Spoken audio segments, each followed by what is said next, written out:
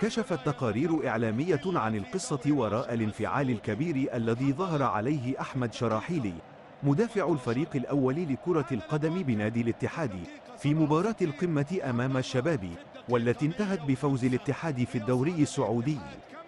في مباراة شهدت احتساب 4 ركلات جزاء، وتم احتساب 3 منها، حقق الاتحاد فوزا على نظيره الشباب بنتيجة 1-0 على ملعب مدينة الملك عبد الله الرياضية بجدة الجوهرة المشعة، ضمن منافسات الجولة 24 من مسابقة دوري روشن السعودي.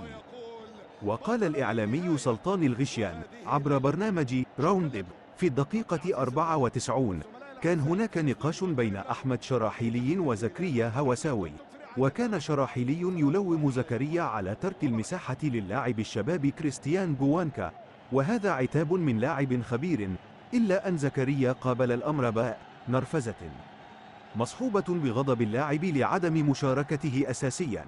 وأضاف: هذا الأمر كان خطيرا على الاتحاد، خاصة بعد طرد زكريا هوساوي، ما كاد يؤثر سلبا على الاتحاد.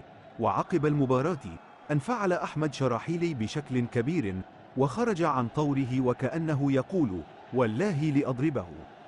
ما الذي دفع اللاعبين إلى هذه المرحلة؟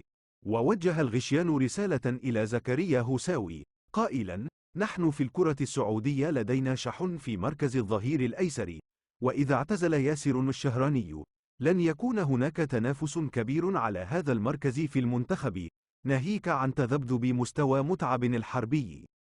ستكون أنت يا زكريا أبرز المرشحين، ومع كامل تقديري لكافة الأندية، أن ترتدي قميص الاتحاد، وهو ليس مثل أي فريق، يجب أن تحترمه وتراجع حساباتك في مثل هذه التصرفات.